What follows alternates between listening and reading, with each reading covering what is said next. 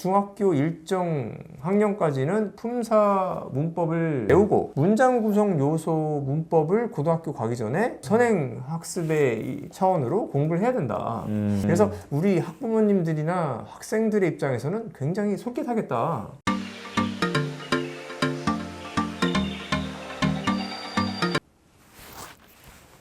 대치동 내부 고발자입니다.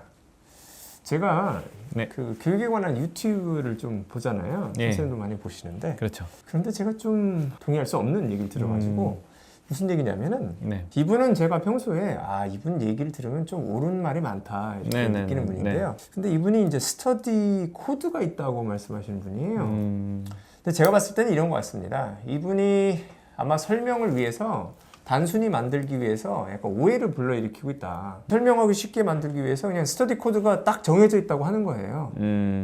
그죠. 그러면 간결하죠. 네. 네네네. 근데 이게 정해져 있을 수가 없거든요.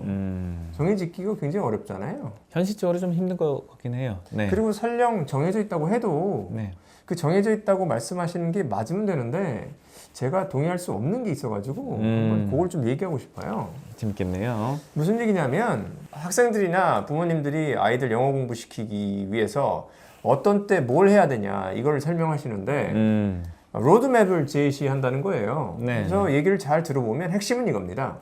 중학교 때는 품사 문법을 가르친다. 품사 문법을 하면은 내신이 잘 나온다. 중학교 내신이. 그리고 고등학교 때는 문장 구성 요소 문법을 가르치고 그것을 해야지 내신이 잘 나온다. 이 말씀을 하시고 따라서 중학교 일정 학년까지는 품사 문법을 가르치고 배우고 그 다음에는 문장 구성 요소 문법을 고등학교 가기 전에 선행 학습의 차원으로 공부를 해야 된다. 이거를 딱 들으면은 머릿속에 딱 그림이 그려지잖아요. 1단계, 2단계 이런 식으로. 그래서 우리 학부모님들이나 학생들의 입장에서는 굉장히 솔깃하겠다. 그렇죠.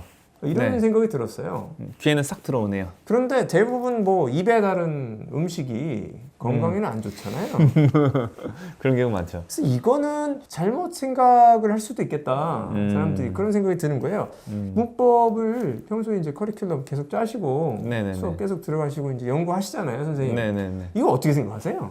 품사랑 문장 성분은 같이 가는 게 맞을 것 같아요. 완전히 분리해서는 좀 힘들 것 같고 그분이 말씀하신 게 이제 좀 더 무게를 두는 게 중학교 때는 품사고 고등학교 때는 문장 성분이다. 이렇게 말씀하신다면은 조금 더 그럴 수는 있을 것 같은데 그거를 같이 가는 게 그래도 좀 낫지 않을까? 저는 이 정도로 생각을 해요. 이걸 중학교, 고등학교로 나눈다는 게 상당히 위험하다. 저는 이해는 돼요. 품사를 먼저 하고 그 다음에 문장 구성 요소를 한다. 이거는 좀 올바른 방법일 수도 있다고 생각을 해요. 실제로 같은 날 가르칠 때도 많고 품사한 다음에 얼마 있다가 바로 문장 구성 요소 들어가니까 하지만은 이해는 됩니다. 품사를 몇 달 동안 하고 문장 구성 요소 들어가도 괜찮을 것 같아요. 근데 그거를 몇 년씩 텀을 두고 시간을 두고 그걸 한다고 하면은 그거는 교육이 안 될 텐데 어떻죠? 이제 만약에 중학교 때 품사만 하고 고등학교 때 문장 성분만 한다 이렇게 하면 약간 좀 부자연스러운 건 있는 것 같아요. 품사가 돼 있으면은 중학교 때도 문장 성분 요소들을 많이 도입시키면 좋을 것 같다. 이 정도의 생각입니다. 공부를 좀 한다고 하면 사실은 국어를 좀 하면 국어에서 품사나 문장 구성 요소, 문장 구조 파악이 되면 그런 학생이 이제 영어를 배우면서 품사나 문장 구성 요소에 대한 얘기를 들으면 그냥 이해가 되잖아요. 그렇죠. 바로 되죠. 그래서 한 번, 진짜 2번 들으면은 이제 더 이상 설명을 들을 필요가 없고 이 학생은 품사나 문장 구성 요소 잘 할 수 있고 이 학생이 만약에 이 로드맵이 제시한 것처럼 중학교 때 품사 위주로 공부하면은 당연히 연계가 자동으로 되니까 문장에서 어떻게 품사가 쓰이는지 자동으로 연결이 되니까 스터디 코드 말씀하신 분처럼 공부를 해도 충분히 상위권 유지되고 도움이 많이 될 것 같아요. 저는. 그런데 대다수의 학생, 대치동에 있는 대다수의 학생 기준으로 말씀을 드리면은 이게 스스로 한두 번 설명을 듣는다고 안 되잖아요. 안 되죠. 그 힘들죠. 상태에서 품사를 중학교 때 위주로 하고 그 다음에 시간차를 두고 문장 구성 요소를 한다? 그러면은 학습에 방해가 될 거다. 저는 봅니다. 그래서 네. 저는 이제 이렇게 설명을 해주시는 분이 네. 어떤 의도에서 했는지 참 궁금하긴 해요. 첫 번째 이제 드는 생각은 설명하기 이렇게 하면 쉽다. 그렇죠. 네, 네. 학부모나 학생들이 딱 들었을 때 그렇구나. 중학교 때 품사하고 품사 한 1, 2년 하고 그 다음에 고등학교 가기 전에 선행학습 차원에서 한 중3 때 문장 구성 요소 하면 되는구나.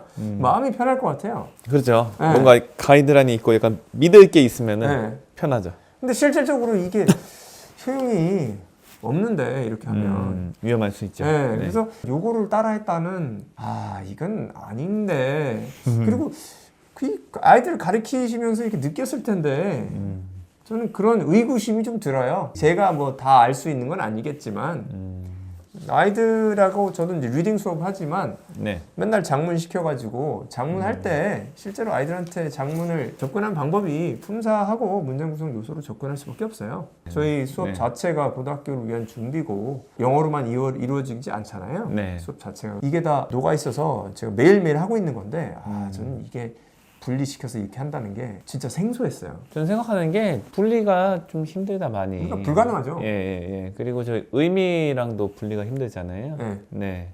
국어로 책을 많이 읽든 영어로 책을 많이 읽든 간에 대화를 많이 하든 간에 네. 많이 접한 사람들은 실은 뭐 품사나 문장성분 한 번도 안 배워봤어도 네. 거의 맞춰 쓰죠. 그렇죠. 네. 그렇죠. 뭐 설명이 필요 없잖아요. 그러니까 이게 진짜 문법의 핵심이죠. 네네네. 그런 생각을 할 수 있어요. 문법이 없다. 음. 문법이 따로 배울 게 없다. 그렇죠. 말하고 듣고 네. 책 읽고 이러다가 다 그냥 익히는 거니까 네. 글쓰기 하다가. 예. 근데 이분이 말한 게 또 생각나는데 해석이 중요하다고 하세요. 고등학교는 해석이 중요하대요. 네네. 근데 중학교는 해석이 그렇게 중요하지 않다. 이런 식으로 말씀하시면서 이제 품사가 중학교 때 중요하다. 약간은 동의를 해요. 문제 유형을 보면은 고등학교 때보다는 적게 해석을 요구하긴 하죠. 근데 해석을 하지 않고 영어 문제를 접근한다. 이것이 가장 우리 학생들이 나락의 길로 빠질 수 있는 네. 이게 유혹이거든요. 네. 해석하는 게 어려워요. 어렵죠. 네. 내용을 파악을 해야 되고 지문의 내용, 문장의 내용, 문단의 내용을 파악하는 게 핵심적인데 네. 그게 가장 어려운 거고 그렇죠. 그거를 빼고 그걸 하지 않아도 좀 할 수 있다라고 그렇게 얘기를 하는 순간 그쪽으로 가잖아요. 네. 그런 상태가 이제 중학생 공부라고 하시는 거예요. 고등학생을 위주로 가르치신 것 같아요. 그러니까 이렇게 생각을 하실 수 있을 것 같은데 초등학생을 데려다 공부를 시켜도 품사 개념을 설명하고 문장 구성 요소는 같이 가야 되잖아요. 같이 가야죠. 네. 네네네. 혹시나 품사를 뭐 몇 년 동안 공부하고 그걸 완벽하게 마스터한 다음에 문장 구성 요소에 들어간다. 이거는 옳지 않은 로드맵이다. 네네. 라고 생각이 들어서 네네네. 말씀을 네. 드립니다. 네. 굉장히 위험한 것 같습니다. 예, 예. 그거는. 네.